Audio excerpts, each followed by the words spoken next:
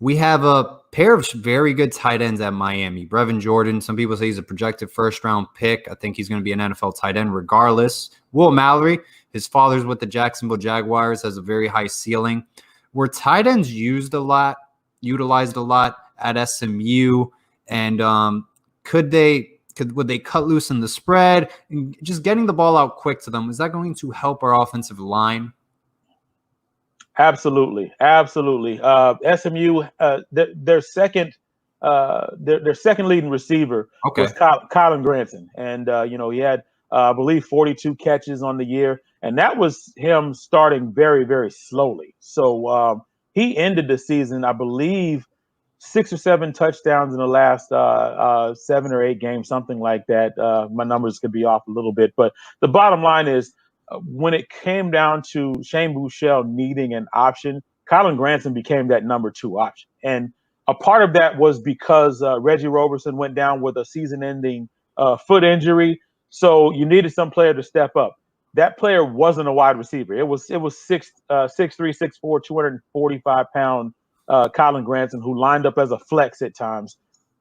This is what Rhett Lashlee does. He adapts. And in this case, adapting with a tight end was a genius move, because so many people were keying on James Prochet, and you try to key on that number 2 wide receiver, but then you have a linebacker who's trying to cover a tight end in Colin Granson, and it just wasn't working. And they took advantage of it. So yeah, absolutely, a tight end is going to work in this system, and I believe Lashley is going to make certain that a tight end is going to see a lot of catches. He's going to have an opportunity to get a lot of touches, in addition to being a solid blocker. So this could be a chance for 2 tight ends to really make their names known with Miami.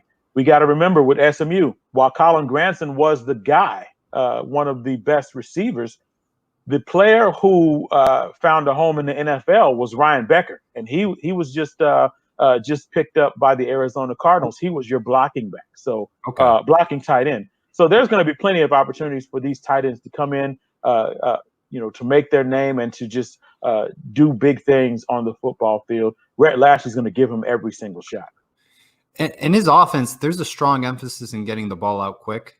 There's in practice, it was 3 seconds it has to get out. Is that an emphasis that continuously is seen? Okay.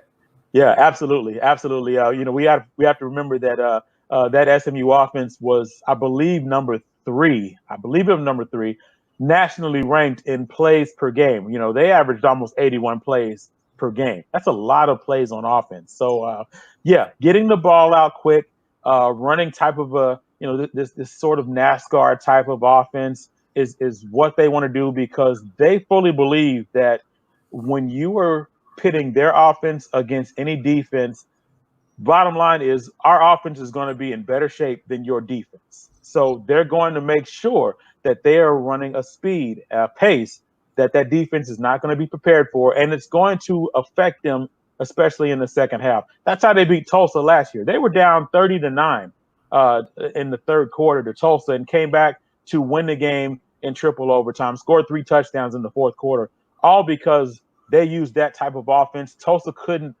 figure it out. They were tired at the end. This is what Rhett Lashlee does, and he does it very, very well.